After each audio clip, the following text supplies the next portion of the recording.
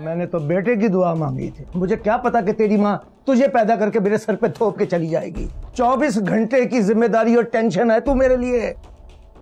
मैंने तो सोचा था बेटा होगा तो बुढ़ापे में मेरा सहारा बनेगा।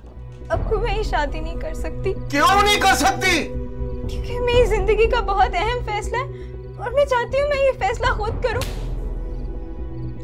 आजकल तेरे लिए बहुत रिश्ते आ रहे हैं, तो मैंने सोचा कि कोई अच्छा सा लड़का देखकर तेरी रुखसती कर दूं।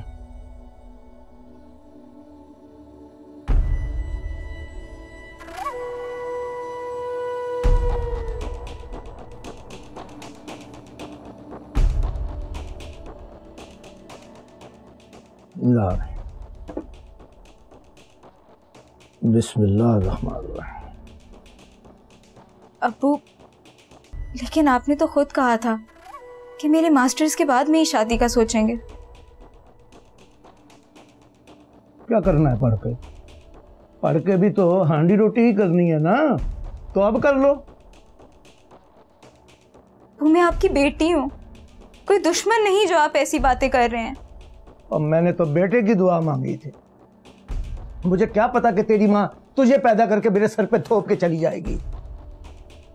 24 घंटे की जिम्मेदारी और टेंशन है तू मेरे लिए।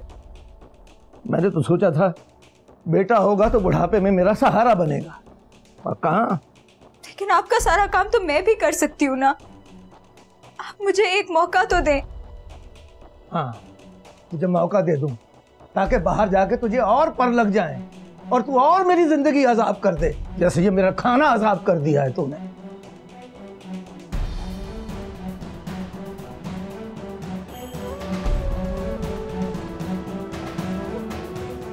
कोई बात करनी है बेटा?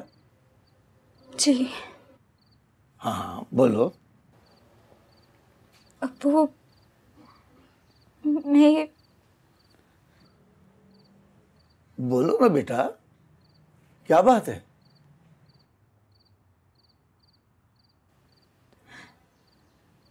अब्बू, मैं ये शादी नहीं करना चाहती। क्या?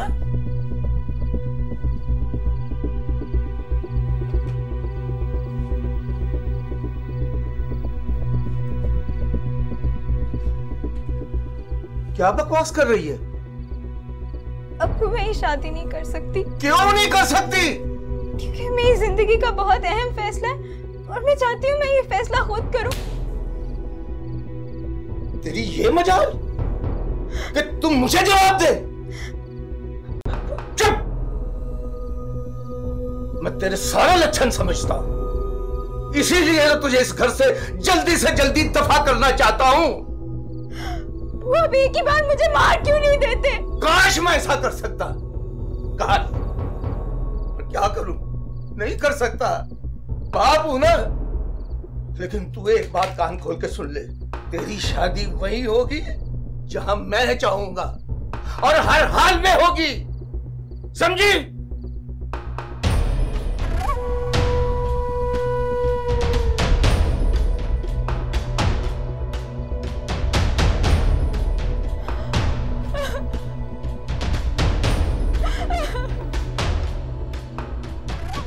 मैं जीते जी मर जाऊं? नहीं अब्बू, ऐसी बात नहीं है। ऐसी बात नहीं है बेटा, तो फिर तूने अहमद चौधरी से ये क्यों कहा कि तू उससे शादी नहीं करना चाहती? अब्बू, मैंने सच ही तो कहा। तुझे नहीं पता बेटा, मैंने किस मजबूरी के तहत ये फैसला किया है।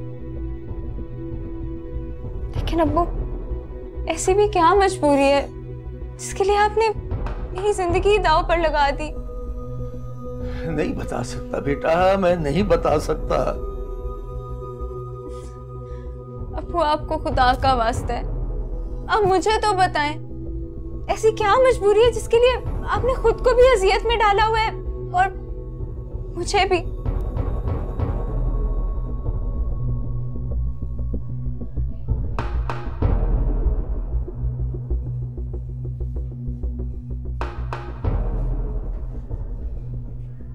अब तू जिद कर रही है तो सुन,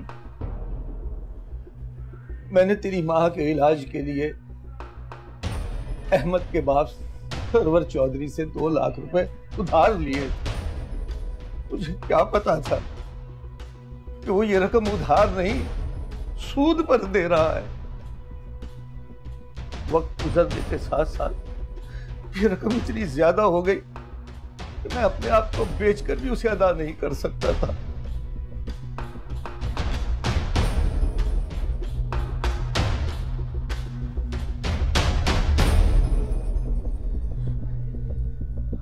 यानी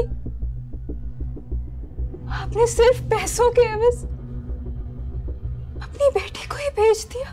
नहीं नहीं, ऐसी बात नहीं है बेटा।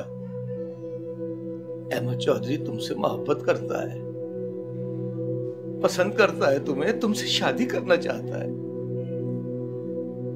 और मुझे पूरा यकीन है वो तुम्हें खुश रखेगा बेटा।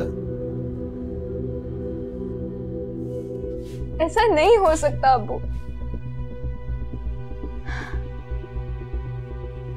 वो तो बस अपनी हवस की तकमील चाहता है।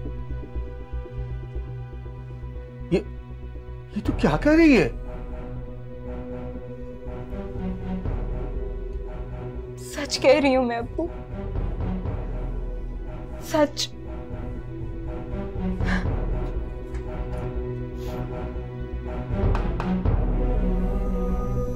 तेरी इतनी जुर्रत कि तुम मेरे फैसलों के खिलाफ आवाज उठाए? तो मैंने आपका हर फैसला, हर हुक्म हमेशा सर झुकाकर माना है, लेकिन मेरी जिंदगी के इतने बड़े फैसले का हक तो मेरे हाथ में होना चाहिए ना। देख नूर, मैं जुबान दे चुका हूं और मैं अपनी जुबान से ना मुकर सकता हूं ना फिर सकता हूं। कैसे बाप हैं आप? सब जानते बूझते भी अपनी बेटी को एक ऐसे शख्स के साथ बांध रहे हैं जिसकी आशिकी के किस्से हर जुबान पर है। माफ कीजिएगा अब्बू, मैं आपके हाथ से अपनी जान तो दे सकती हूँ, लेकिन अपने आप को एक ऐसी आग में नहीं धकेल सकती जो मेरी रूह तक को जला दे। बस बात सुन ली तेरी बकवास। तेरी जुबान इतनी लंबी हो जाएगी मैं सोच भी नहीं सकता था। पता नहीं मेरी तरबियत में कहां कमी रह गई है जो तेरी जुबान इतनी लंबी हो गई है। अब आप अपने हाथों से मेरा गला दबा दे, मार दे मुझे, पर मेरी अहमद से शादी ना करें। आप जिससे कहेंगे मैं शादी करने को तैयार हूं, लेकिन अहमद से नहीं। शादी तो तेरी अहमद से ही होगी, क्योंकि ये मेरी इज्जत और जुबान का मसला है। समझी तू?